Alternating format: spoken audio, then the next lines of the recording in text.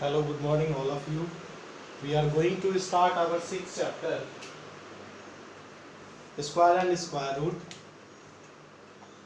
Exercise 6.1 आज हम लोग पढ़ेंगे. इसका फर्स्ट क्वेश्चन कह रहा है बेटा, check out which of the following numbers are not a perfect square using the property of square perfect square. यहाँ पे ऑप्शन बेटा गिवन है, ठीक है. आपसे पूछ रहा है कि ये सारे परफेक्ट स्क्वायर में है या नहीं, ठीक है. तो हमने आपको कुछ रूल्स बोला था बेटा, उस रूल को ध्यान रखने के लिए क्या बताए थे कि इसमें कौन कौन परफेक्ट स्क्वायर है. बिना सॉल्व किए हुए आप कैसे बताओगे. इसके लिए हमने बताया था कि अगर यूनिट प्लेस पे, अगर किसी भी डिजिट के यूनिट प्लेस पे क्या आ जाए बेटा, अगर 2 3 7 2 3 क्या आंसर बोले थे, तो 2 3 5 7 एंड 8, अगर इनमें से कोई नंबर आ जाता है तो वो क्या नहीं होगा बेटा, 5 नहीं बेटा, 2 3 7 और 8 बोले थे, 2 3 7 और 8. इनमें से अगर कोई भी यूनिट प्लेस पे आएगा तो वो परफेक्ट स्क्वायर नहीं होगा. तो हम लोग चेक करते हैं बेटा.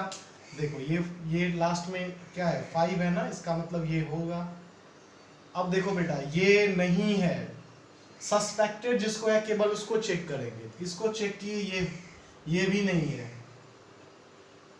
आप ये मत सोचिएगा, इसीलिए हम अभी कह दिए थे कि ये है, लेकिन क्योंकि यहाँ पे आप सोचते सर 5 तो नहीं है, तब तो हो जाएगा. नहीं बेटा, ये संभावना, ये पॉसिबिलिटी होती है कि हो सकता है. ये भी नहीं है, आप करके चेक करना. ये भी नहीं, ये भी नहीं. ये देखो, ये लास्ट में क्या हो जाएगा, 15 का स्क्वायर. आप पढ़े होंगे 15 इंटू 15 बेटा क्या होता है, 225. तो ये वाली होगी, ये होगा. देखिए 1 लास्ट में 1 है, इन सब में से तो नहीं है, इसका मतलब इसमें सस्पेक्टेड था. तो यस, ये भी होगा. ये किसका होता है बेटा, 21 को 21 से मल्टीप्लाई करते हैं. ये नहीं होगा, ये नहीं, ये नहीं. ये वाला चेक करना होगा. ये क्या होगा, करना होगा बेटा, आपको चेक करना होगा कि ये परफेक्ट स्क्वायर है या नहीं, क्योंकि लास्ट में क्या है, 5 है. ठीक है.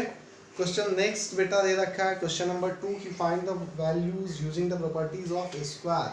मैंने बताया था उस दिन using the properties of square का कि n+1 का होल स्क्वायर माइनस अगर n स्क्वायर हो तो फॉर्मूला क्या होगा बेटा, n+1 प्लस n. यही बोले थे ना.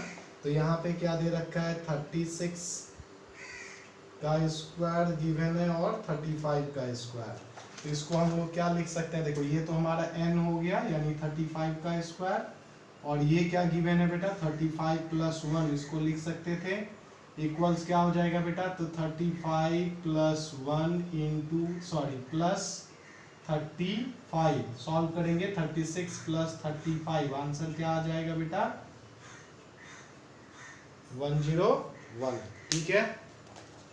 नेक्स्ट आपका कह रहा है क्वेश्चन थर्ड की find the square of the following numbers. Question third में कह रहा है स्क्वायर फाइंड करना 8 का बेटा स्क्वायर क्या होता है, 8 मल्टीप्लाई बाई 8, आंसर क्या होगा, 64. क्वेश्चन 2 कह रहा है इसी का 11 का स्क्वायर फाइंड करने. तो 11 का स्क्वायर मतलब 11 को मल्टीप्लाई करोगे 11 से, 121. नेक्स्ट ऐसे ही आपका इसका गिवन है 19 का बेटा, 19 का स्क्वायर क्या होगा, 19 multiply by 19, 361. This is your answer. ठीक है.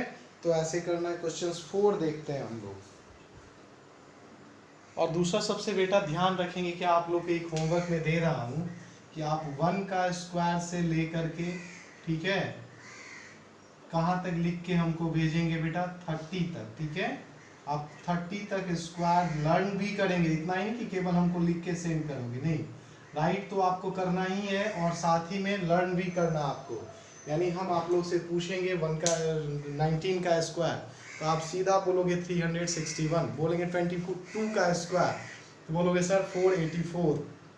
पूछ देंगे 29 का स्क्वायर तो बोलना, फट से बोलना 841. 27 का स्क्वायर क्या बोलोगे, 729. अब बोलोगे बेटा सर आप कैसे लर्न किए बेटा, जब हम भी आपके तरह थे तो हम भी लर्न किए थे आपके तरह, जब हम भी पढ़ते थे क्लास 8 में तो हमने भी लर्न किया था, तो आपको भी बेटा लर्न करना है, और इससे क्या होगा ना कि आपका कैलकुलेशन जो होगी वो धीरे धीरे फास्ट हो जाएगा। ठीक है, क्वेश्चन 4 समझते हैं बेटा। दे रखा है which of the following numbers are not perfect square, इसमें कौन सा नंबर ऐसा है जो परफेक्ट स्क्वायर नहीं है। पहला ऑप्शन दे रखा है 16,000, फिर है 25,000,000,050 था, फिर है 1 पे 0,000, फिर है 1 पे 00, फिर दे रखा है 1 पे 40।